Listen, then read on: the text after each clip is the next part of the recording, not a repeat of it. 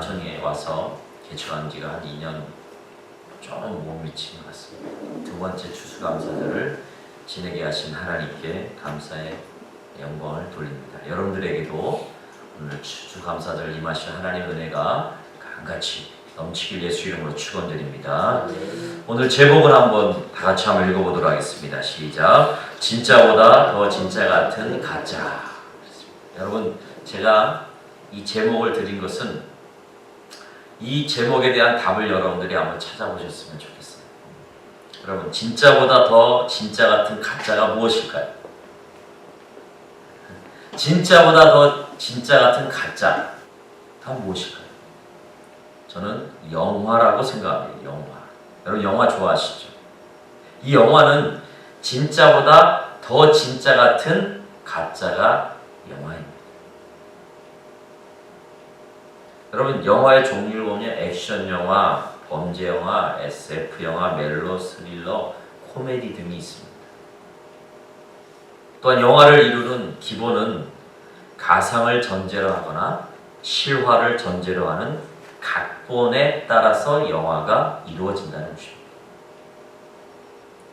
그런데 여러분, 가상을 전제로 하는 영화보다 실화를 전제로 하는 영화가 우리에게 더 감동을 줍니다. 실화를 바탕으로 한 영화 이 베스트 10을 보면 인터넷에 보면 나와 있더라고요. 1위가 뭐냐면 킹 스피치라는 그러한 영화고요. 2위가 블라인드 사이드, 그 다음에 3위가 캐치 미 이프 유 캔. 그 다음에 제가 제일 감명 깊게 보았던 영화가 6위에 있더라고요. 영화 제목이 뭐냐면 쉰들러 리스트. 보신 분 계십니까? 쉰들러 리스트. 너무 감동 깊게 봤어요.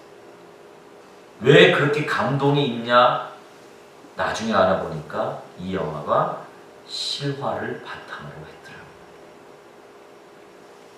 실화를 바탕으로 한 영화가 더욱이 우리들에게 감동을 주는 것은 이것은 정확한 사실입니다.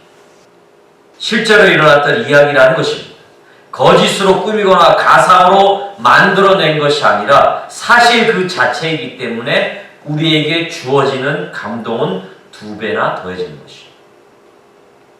여러분, 왜 제가 이 추수감사절 때 이러한 이야기를, 이러한 말씀을 여러분들에게 드리는 것일까요? 이것을 우리의 신앙에 한번 접목을 해봐야 됩니다. 우리가 성도로서, 우리가 그리스도인으로서, 영적인 이스라엘인으로서 우리가 지켜온 추수감사절은 과연 성경이 원하고 말하는 대로 우리의 삶 가운데 진실하고 감격적으로 지금 경험을 하고 지내왔느냐라는 질문 때문입니다.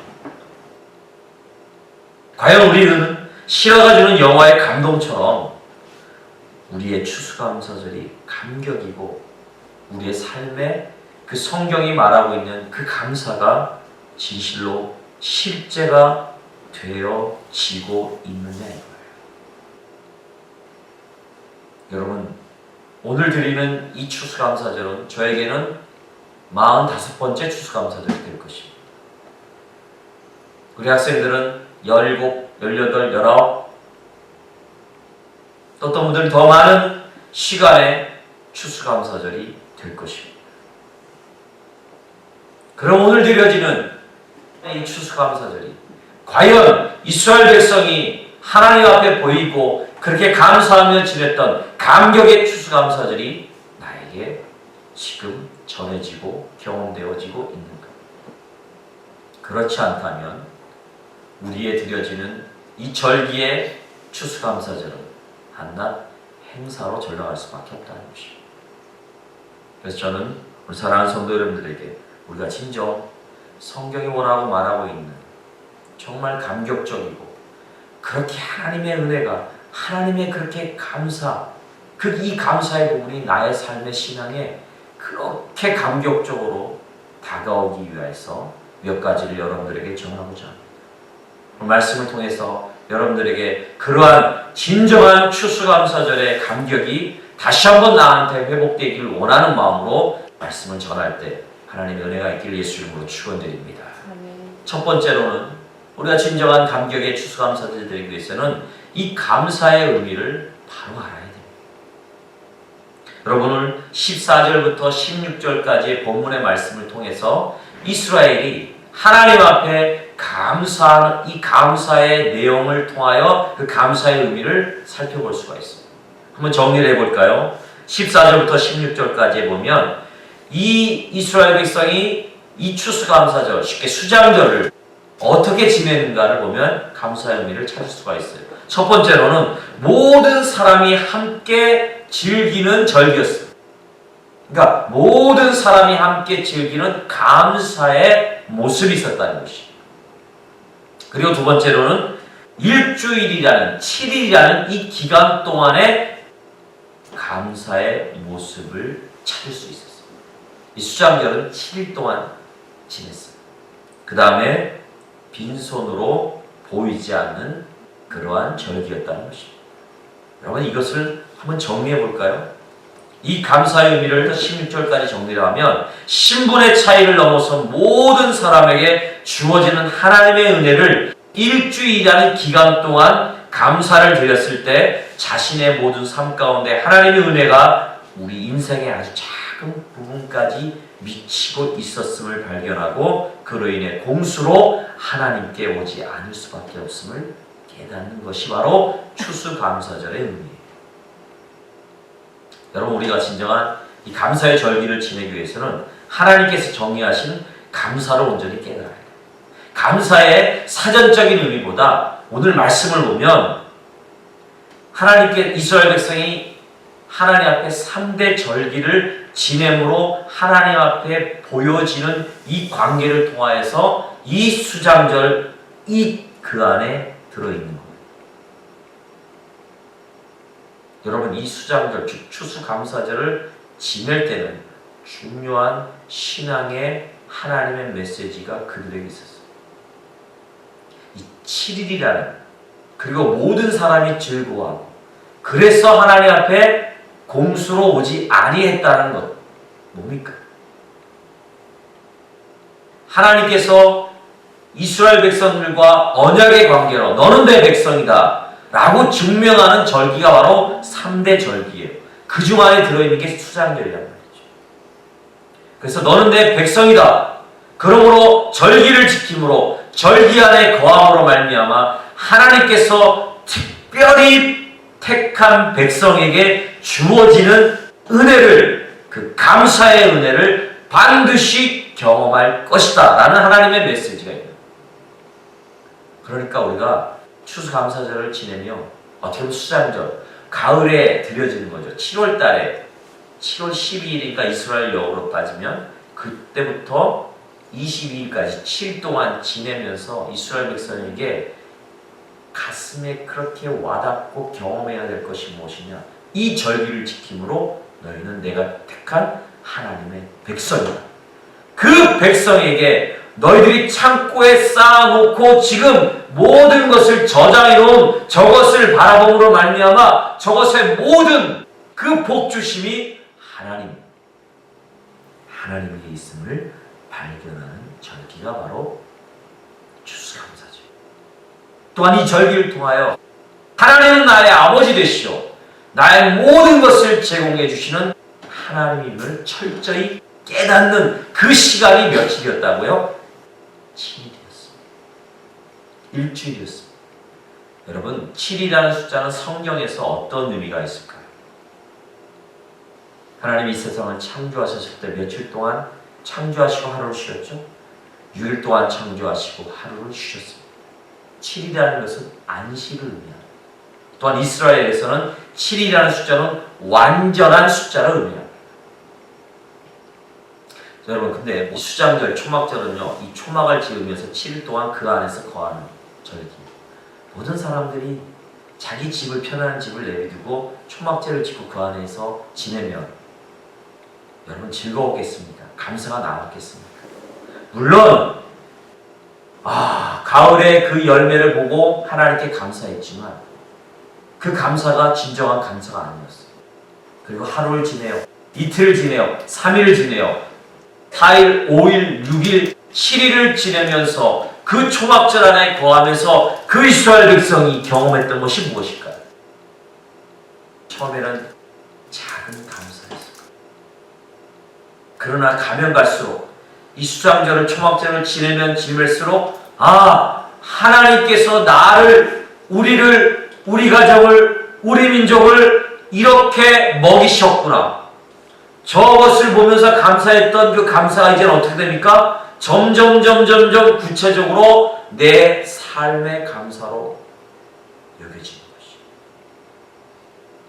수확물만 보고 감사했던 것이 하루가 지나고 이틀이 지나고 3일이 지날 때 내가 생각해 보니까 내가 작년에 올해 몇 월 며칠 날 나의 삶에 누구와의 관계 속에 그때 나를 그렇게 위기 속에 건져내 주시고 그때 하나님께서 내 세밀한 삶의 부분까지 인도하셨구나 라는 것을 시간이 지남으로 말미암아 경험하게 되는 절기가 바로 이 수장절이었어요.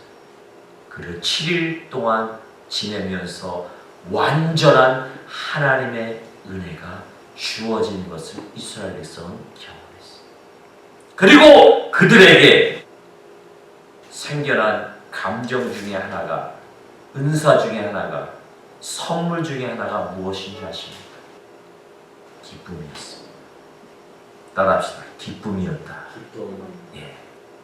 여러분, 감사에는 기쁨이라는 이것이 반드시 전제돼요. 기쁘지 아니하고 어떻게 여러분 7일 동안 그 초막절을 지낼 수 있어요? 여러분, 기쁘지 아니한 일에 어떻게 여러분들이 열심을 내며 그 일을 행할 수 있습니까? 내가 하기 싫은 일을 할 수 있는 그 원동력이 무엇인지 아십니까? 기쁨.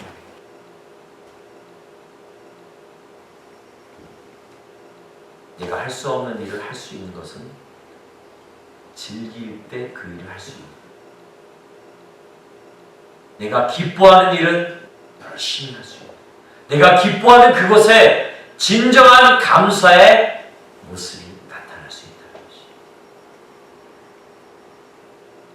여러분, 이 이스라엘 백성들이 수장절을 지내면서 경험했던 것은 기쁨의 열매였고 그 기쁨의 열매가 날이 갈수록 점점 커갔습니다. 누구에 대한 기쁨일까요? 하나님에 대한 기쁨이 그들에게 경험되어질 때 그들은 진정한 감사의 모습을 드릴 수 있다는 것이죠. 여러분, 하나님은 경험하면 경험할수록 나에게 기쁨을 주시는 분임을 믿으시길 바라겠습니다. 이게 샘물을 파면 먹으면 먹을수록 더 깊어지고 더 맛있고 더 시원한 그 샘물이 나는 그것이 바로 하나님 예수 그리스도란 말이에요. 이 감사의 절기에 우리가 회복해야 될 신앙의 모습은 감사 이전에 하나님으로 인한 기쁨의 모습을 회복해요. 기쁨의 신앙을 회복해요. 그럴 때 그것이 시간이 지나면 지날수록 깊은 맛을 내는 그러한 음식처럼 우리의 삶에 진정한 감격의 감사가 넘쳐날 수 있다는 것입니다.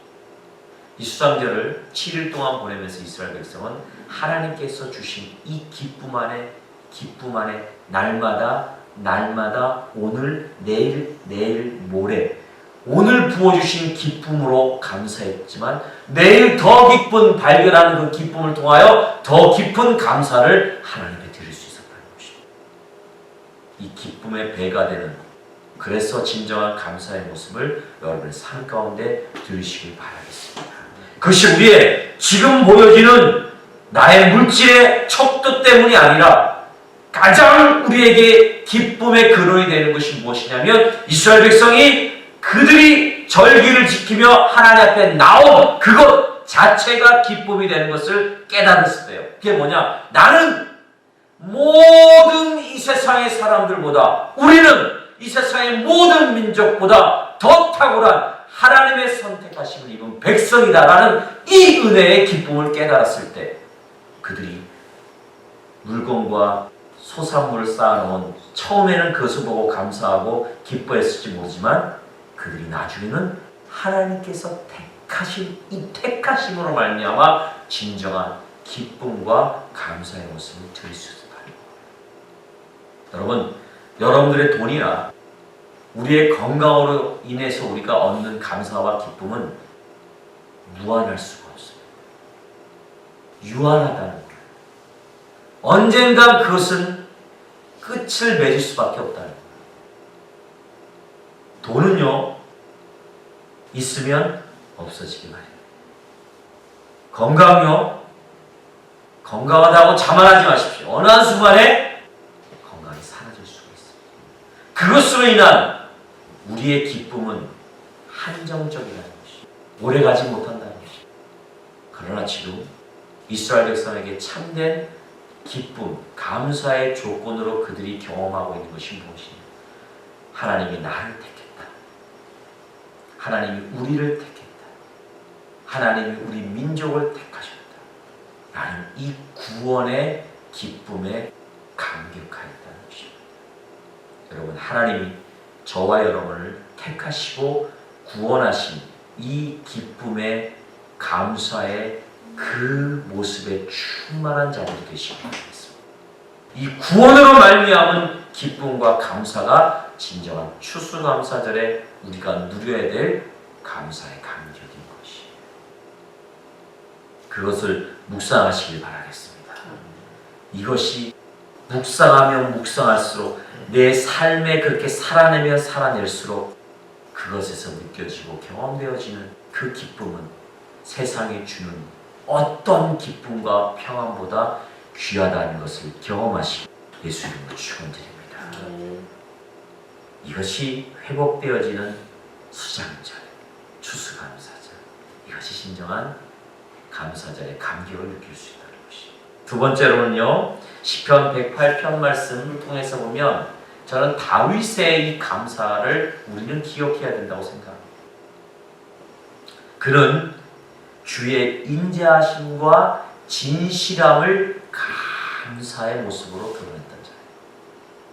여러분, 시편 108편 1절부터 4절까지의 말씀을 보면 내가 새벽을 깨우며 비파와 수금 모든 그 악기들을 동원하여 새벽부터 내가 노래하겠다고 말했어요. 근데 그 새벽을 깨우면서 노래할 이유가 뭐냐면 나는 주의 인자하심과 주의 진실함을 그렇게 새벽부터 일어나서 열심히 깨우며 찬양하겠다고 다윗은 고백합니다. 그러니까요, 우리가 하나님 앞에 진정한 감사의 온전한 모습을 드리기 위해서는 인자하심과 주님의 진실하심이 우리 안에 흘러 넘쳐야 된다는 것입니다. 다윗이 그렇게 무엇을 경험했기에 그는 새벽부터 일어나 비파와 수금들을 깨우면서까지 그 여호와를 찬양한다고 고백하고 있습니다. 무엇으로? 주의 인자하심과 진실함으로 감사함으로 찬양을 고백한다고 했습니다. 여러분, 인자하심이라는 말씀의 뜻이 무슨 뜻이냐면 헤세드라는 뜻이에요. 이 말은 헬라어의 아가페라는 뜻과 아주 밀접한 관계가 있습니다. 그럼 헤세드가 뭡니까? 일반적으로 하나님의 계약적인 사랑을 의미합니다. 헤세드. 시내산에서 맺은 언약에서 구체적으로 드러나는 것이 바로 헤세드예요. 주의 인자하심.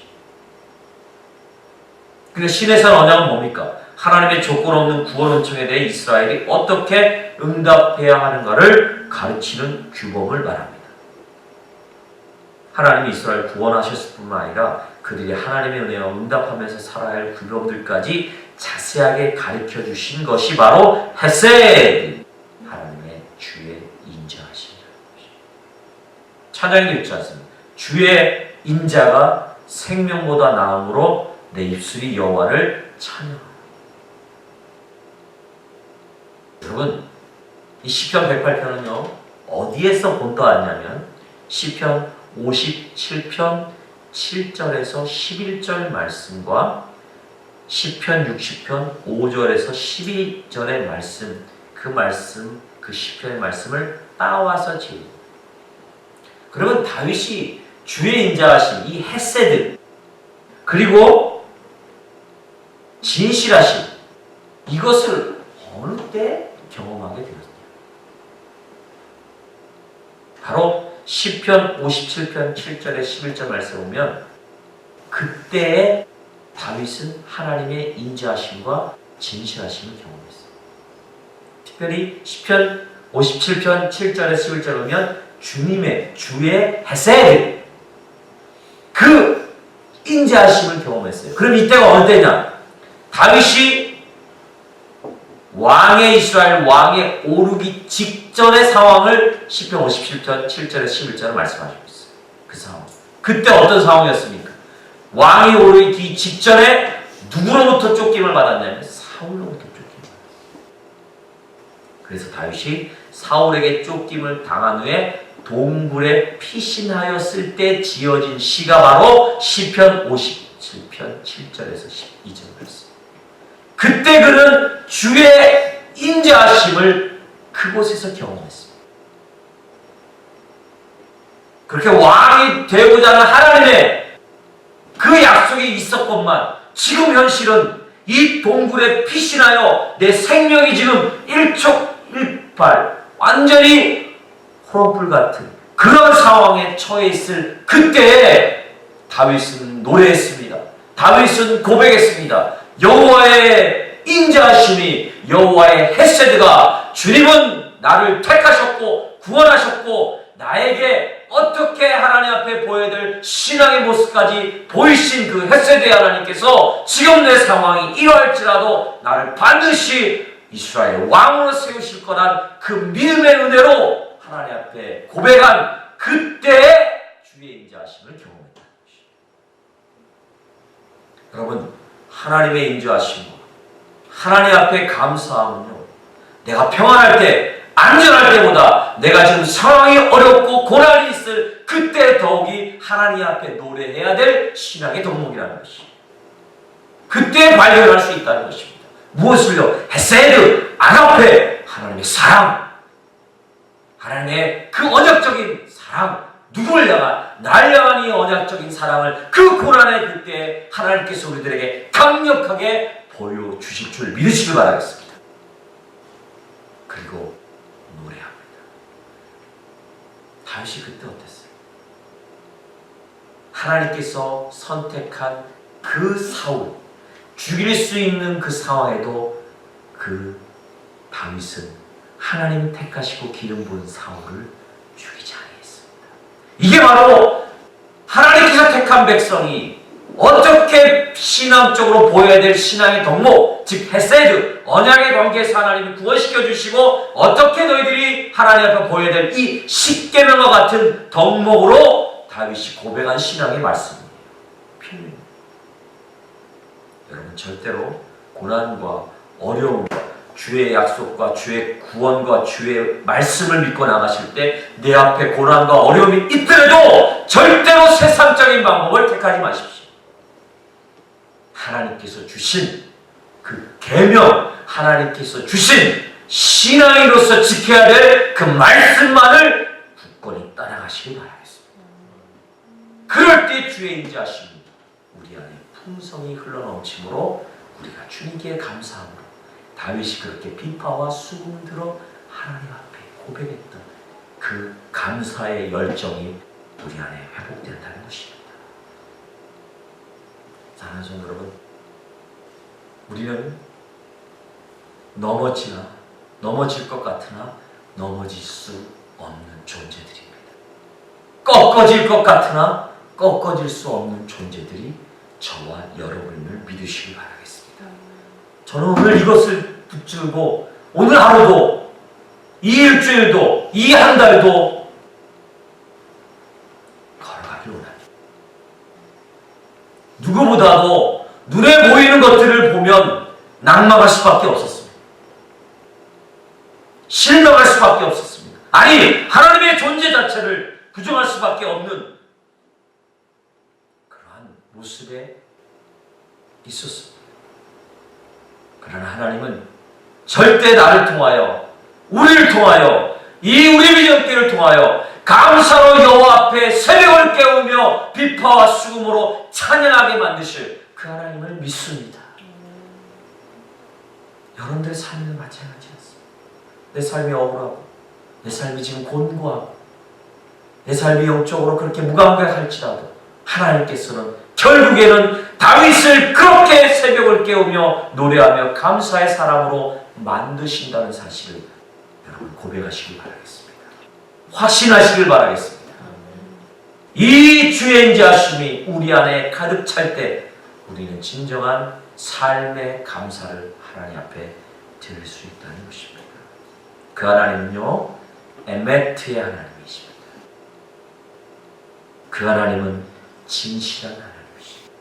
이 진실하다는 말이 에메트라는 뜻이에요. 이 단어는 하나님께서 아브라함에게 언약을 맺으실 때 제일 많이 사용한 단어가 바로 이 에메트라는 단어.